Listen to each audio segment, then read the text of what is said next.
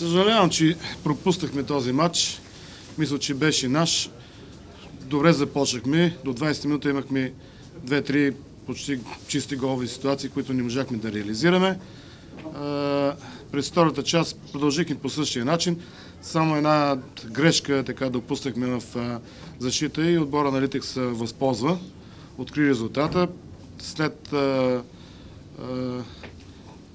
това направихме всичко възможно да върнем гола. Имахме много положения, които не можахме да реализираме. Това е стара слабост.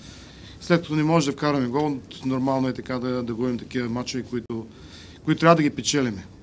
Същия матч беше и с Левски, същия матч е и с Литекс. Съжалявам, но много трудно при такова съдейство може да се вземе нещо. Много тънко така подпираше. Вие видяхте, аз няма какво да коментирам ситуациите.